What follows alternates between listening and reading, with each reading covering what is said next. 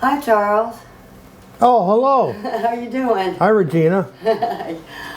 So, you know, we're also curious about what goes on in the mind of a photographer, but tell us, where are you from? Originally from Chicago. Oh. And I started photography in the late 50s. What got me interested in photography was I liked trains, and I needed to record some of the trains in Chicago that were kind of disappearing little by little, trains and trolley cars and all that. During my high school years, I met a couple guys who were also rail fans, and we started going out on trips to photograph trains, you know, in the Chicago area. And that's what got me interested in photography. I probably got the bug for photography. My mother photographed me quite a bit when I was growing up. What was your mom like? I was born in ¡42, and my father got drafted. He was sent to France to help fight the war. And during that time, my mother took pictures of me growing up. He was gone for 4 years, and she took all kinds of pictures of me in Chicago.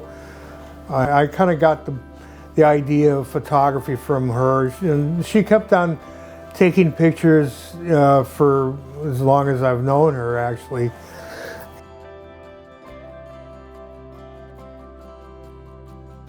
I graduated in Lane in 1960, and then I took some courses over at the Institute of Design at Illinois Institute of Technology.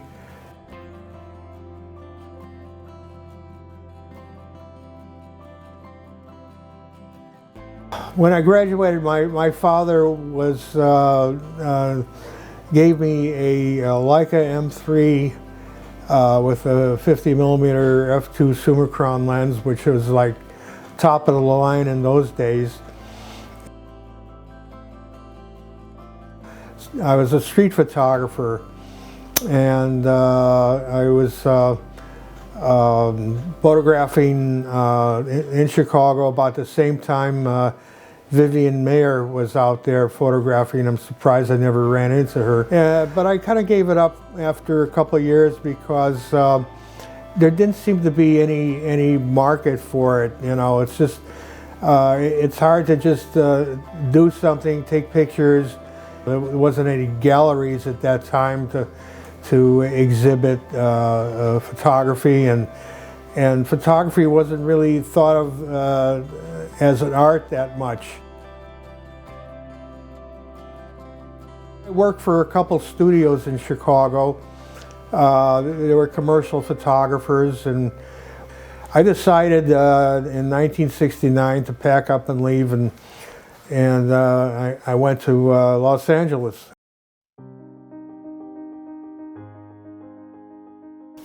I got a job shooting still photographs. Being in Hollywood, there's lots of actors there, so I photographed actors and models and that sort of thing.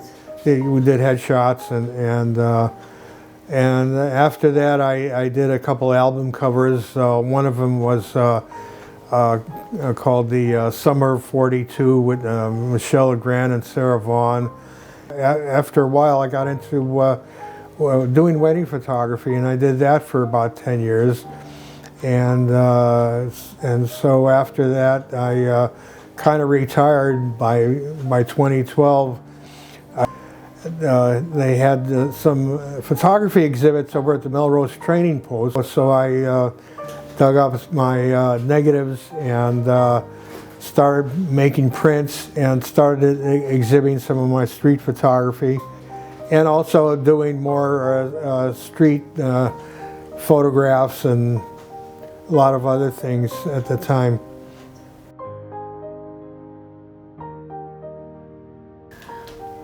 I noticed these two photographs behind you. Can you tell us a little bit about the history of those photos? The one in the ocean that was photographed when I came out to Los Angeles the first time.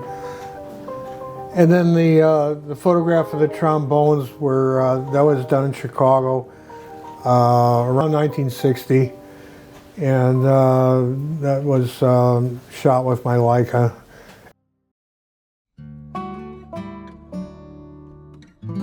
Photography lets me share my reality of what I see with other people. People buy my prints because it makes them feel good, they relate to it, makes them happy, and they have a reality that somehow they can share with the photographs, otherwise they wouldn't buy them. I sell a lot of prints over at the Trading Post.